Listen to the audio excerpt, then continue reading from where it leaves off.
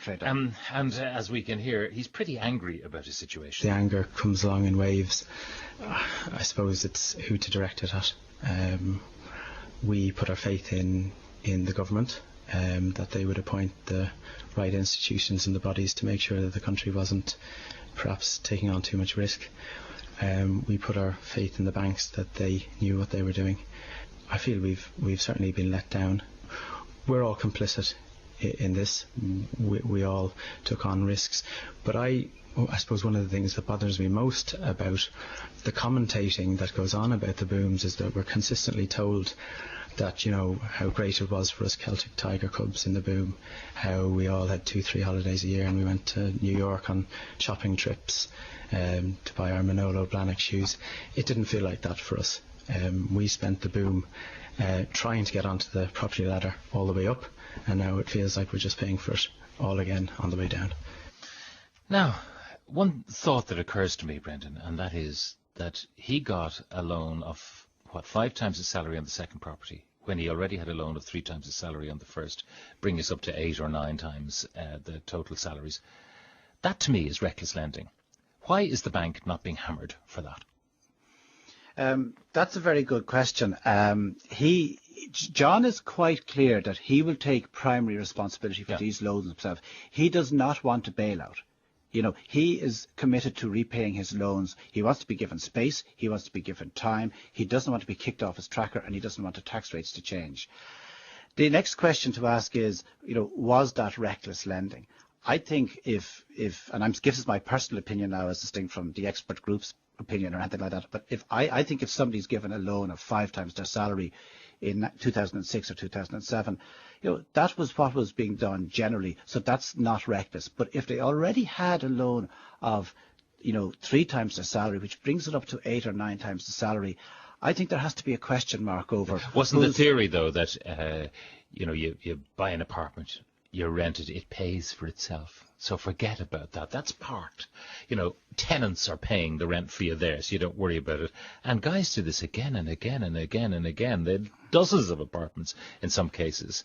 But then once the rental market collapses and once there's an oversupply, all of that house of cards comes tumbling down. Yeah, with very high loan-to-value ratio, very high loan-to-value mortgages, and with very high multiples of salary, and 2 apartments, I think there has to be a question mark over. I mean, he will accept, by the way, that that was reckless borrowing. The question is, was that reckless lending? And I think that's a very good question. Yeah, and the very people who gave people like John his loan are the very people who are saying, oh no, we have to stress test you. The very same people, the same lending agents in the branches of the banks, the very same people who threw money at people are now saying, oh no, we couldn't do that. Yeah, I mean, there's something terribly, terribly wrong in this situation. Yeah, there is hopefully somebody that we'll be speaking to in a couple of weeks' time who took out a subprime loan because he was refused a loan because he had missed 1 payment a year earlier. And so he was stress tested and identified as high risk and refused a prime loan and pushed into subprime.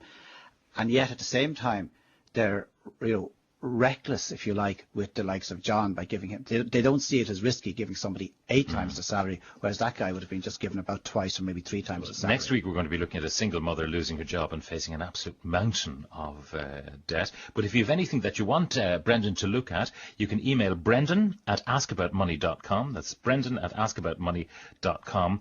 Just to give you some of the comments before we let Brendan go. Variable rate mortgages are subsidising trackers, allowing people to stay on loss-making tracker mortgages, and expecting the variable rate payer to overpay in order to make up the losses is wrong, wrong, wrong.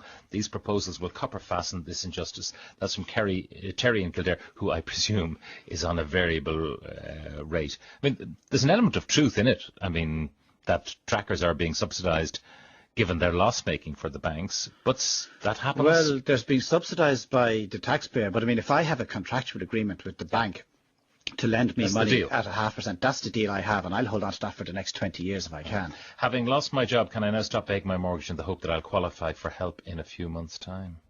Can I stop paying my mortgage? One of the principles that we've set out is that people must act in good faith, and if people are acting in bad faith, such as quitting their job or refusing to make payments. Okay, another one. John was one of the fools who wanted to be a landlord. The dogs in the street were buying to let.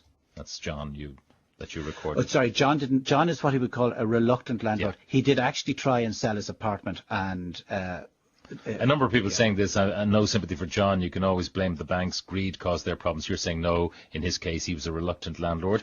Why should we bail out those foolish enough to overborrow and find themselves in negative equity? It was their own stupid choice. John's greedy gamble failed. The government should not interfere in the housing market, but concentrate on building up the jobs market. Yeah, John is very clear. I mean, John is very clear that he was reckless, but it takes two. Like, you can't have reckless borrowing without reckless lending, and you can't have reckless lending without reckless borrowing. I'm a single mother. I was refused mortgage interest supplement when I was out of a job. I had gone to the bank and was on an interest-only tracker rate. I was told by social welfare, we're not going to buy your house for you. If I'd been renting, they would have paid everything. That's from Stella in Raheny.